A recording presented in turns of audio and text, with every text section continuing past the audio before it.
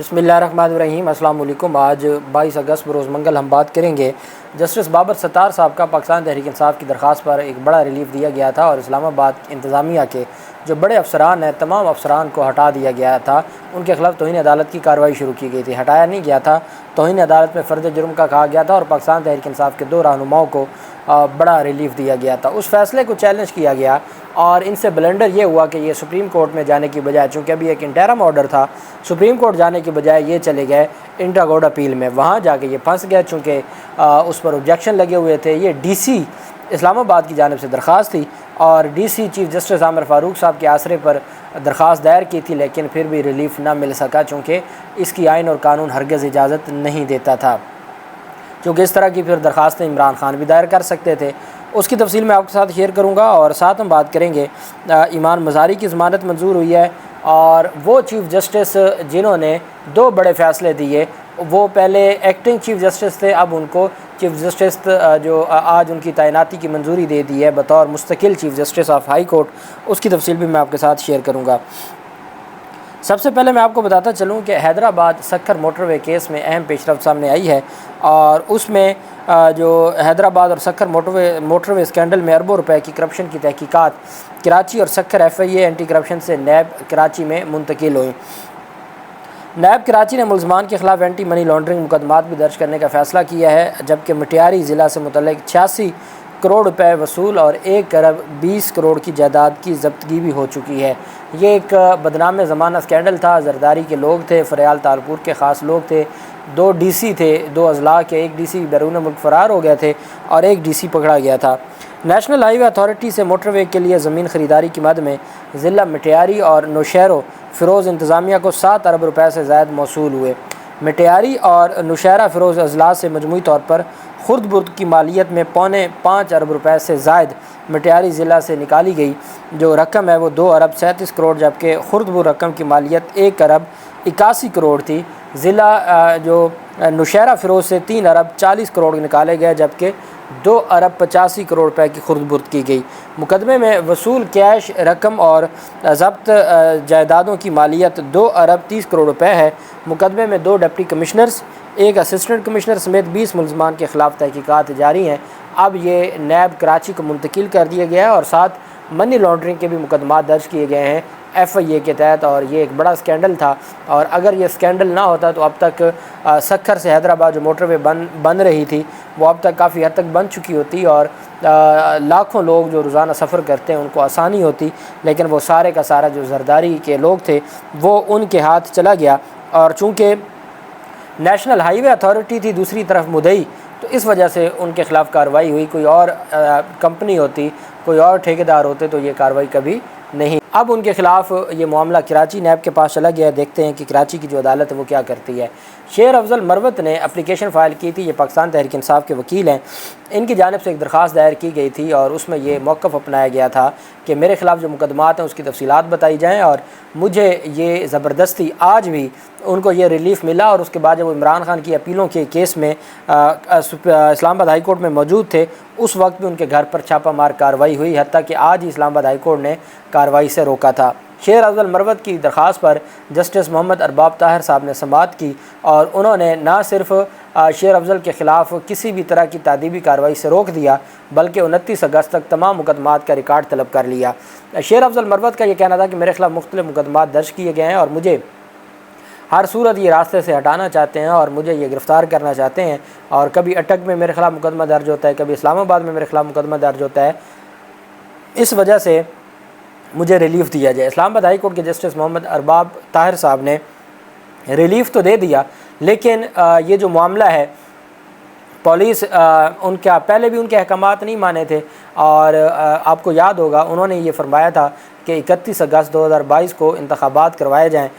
बल्दियाती इंतखाबात इस्लामाबाद में, और वो आज तक इंतखाबात नहीं हुए, चूँकि चीफ जस्टिस आमिर फ़ारूक साहब ने रिलीफ़ दे दिया था इलेक्शन कमीशन को। और बिल्कुल ऐसे ही जब ये शहरियार आफरीदी और शानदाना गुलजार की दरख्वास्तें गई थी, चूँकि पहले जो MPO के ऑर्डर्स थे वो इसी जज साहब ने ख़ारिज किए थे, तो वही जज साहब ने दोबारा वो केस सुनने से इस वजह से इनकार कर दिया कि जज साहब ने कहा कि फ़ायदा इस वजह से नहीं है कि जब अमल दरामद नहीं होता तो मैं ये केस नहीं सुनूंगा। उन्होंने फ़ाइल चीफ़ जस्टिस को भिजवा दी थी और फिर चीफ़ जस्टिस साहब ने اس پر ہی یہ جو معاملہ ہے وہ جسٹس بابر ستار صاحب کے پاس بھیجا تھا اور پھر جسٹس بابر ستار صاحب نے فیصلہ دیا، جس فیصلے کو آج چیلنج کیا گیا تھا اسلام آباد ہائی کورٹ کے چیف جسٹس عامر فاروق صاحب کی عدالت میں، جہاں ان کو ریلیف نہ مل سکا۔ خاتون وکیل ایمان مزاری کے خلاف 2 مقدمات تھے، ایک دہشت گردی کا مقدمہ تھا اور ایک ان کے خلاف کار سرکار میں مداخلت کا مقدمہ تھا۔ اس میں ان کو جوڈیشل کیا گیا تھا، ان کی ضمانت پر آج سماعت ہوئی تو اور ساتھ دوسری جانب چونکہ ان کو ڈائریکٹ جوڈیشل کر دیا گیا تھا، علی وزیر کو 2 روزہ جسمانی ریمانڈ پر دے دیا تھا، تو ان کی درخواست ضمانت پر آج سماعت ہوئی۔ ڈسٹرکٹ اینڈ سیشن کورٹ اسلام آباد نے ایمان مزاری کی حد تک ضمانت منظور کر لی، چونکہ وہ خاتون ہیں، ان کی حد تک ڈیوٹی جج وقاص احمد راجہ نے محفوظ فیصلہ سناتے ہوئے 30,000 روپے کے ضمانتی مچلقوں کی عوض ایمان زینب مزاری کی جو درخواست ضمانت ہے وہ منظور کی، جبکہ جو دہشت گردی کا مقدمہ ہے اس میں وہ 3 روزہ جسمانی ریمانڈ پر پولیس کے پاس ہیں۔ تو یہ وہ مقدمہ تھا جو کار سرکار میں جو دوسرا مقدمہ ہے اس میں ضمانت ابھی تک نہیں ہوئی اور اس میں وہ جسمانی ریمانڈ پر پولیس کے پاس ہیں، اور جو یہ مقدمہ ہے اس میں جو آج جوڈیشل کیا گیا علی وزیر کو، علی وزیر کی آج ضمانت منظور نہیں ہوئی چونکہ وہ جسمانی ریمانڈ پر تھے، جسمانی ریمانڈ ان کا ختم ہوا تو ان کو پیش کیا گیا عدالت میں اور عدالت نے مزید جسمانی ریمانڈ دینے سے انکار کرتے ہوئے ان کو جوڈیشل کر دیا، جبکہ دہشت گردی کے مقدمے میں وہ بھی 3 دن کے جسمانی ریمانڈ پر پولیس کے ہینڈ اوور کیا گیا تھا، اور اس مقدمے میں آج علی وزیر کی ضمانت دائر ہوئی ہے جس کے اوپر کل سماعت ہوگی، اور علی وزیر کی حد تک بھی یہ جو کہ بیلیبل اوفینسز ہیں تو اس میں ضمانت ہو جائے گی۔ ایک 506(2) ہے جس کو 506(2)B کہتے ہیں، وہ ابھی ہے، وہ نان بیلیبل ہے، لیکن اس کی حد تک جو رول اسپیسیفکلی اس کو دیکھنا ضروری ہوتا ہے، اور جس کی وجہ سے مجھے نہیں لگتا کہ ایسا کوئی معاملہ ہو سکے۔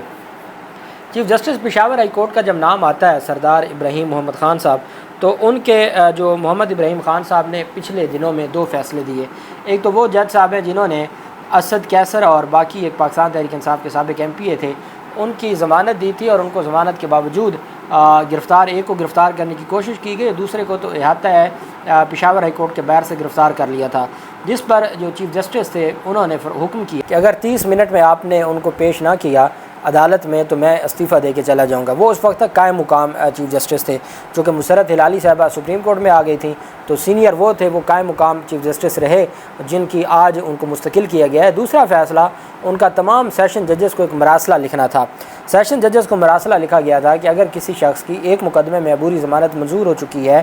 تو آپ کسی اور مقدمے میں اس کو گرفتار نہیں کر سکتے جب تک کہ آپ اس عدالت سے جس عدالت نے عبوری ضمانت دی ہوئی ہے یا گرفتاری سے روکا ہوا ہے اس عدالت سے آپ اجازت نہیں لیتے، بغیر اجازت کے آپ گرفتار نہیں کر سکتے۔ یہ عدالت کی جانب سے ایک بڑا فیصلہ سامنے آیا تھا، تو وہ 2 بڑے فیصلے دینے والے چیف جسٹس، چونکہ پہلے وہ ایکٹنگ چیف جسٹس تھے تو ان کے پاس اتنے اختیارات نہیں تھے، آج وہ فل فلیج مستقل طور پر chief justice Peshawar high court تعینات ہو گئے ہیں، اور وزیر اعظم انوار اللہ کاکڑ کی ایڈوائس پر صدر مملکت نے آئین کے آرٹیکل 175(a) اور 13 کے تحت جسٹس محمد ابراہیم خان کی بطور chief justice Peshawar high court تعیناتی کی منظوری دی، اور وہ پہلے قائم مقام چیف جسٹس تھے۔ تو میں سمجھتا ہوں کہ یہ ایک بہت بڑا ریلیف ہے عوام کے لیے کہ اس طرح کے اگر دبنگ جج آئیں گے اور اس طرح کے وہ فیصلے دیں گے تو الٹیمیٹلی عوام کو انصاف ملے گا۔ دوسری جانب شہریار آفریدی اور شاندانہ گلزار کیس میں جسٹس بابر ستار صاحب نے جو فیصلہ دیا تھا پاکستان تحریک انصاف کی درخواست پر اور پاکستان تحریک انصاف کے رہنماؤں کو، اس میں نہ صرف ان کو رہا کرنے کا حکم دیا تھا، دوسری جانب DC اسلام آباد کے خلاف توہین عدالت کی کارروائی شروع کر دی تھی، اور اس میں یہ حکم دیا تھا کہ فرد جرم عائد ہوگی 28 اگست کو۔ ساتھ جو SSP آپریشنز تھے ان کے خلاف کارروائی شروع کر دی تھی، اور ساتھ IG کو کہا تھا کہ جو متعلقہ DPO اور SHO ہیں جنہوں نے یہ انفارمیشن دی ہے ان دونوں کا نام بھی عدالت میں دیں، اور ان دونوں کو بھی شو کاز توہین عدالت کا جاری کیا گیا تھا 28 اگست مقرر کی فرد جرم عائد کرنے کے لیے۔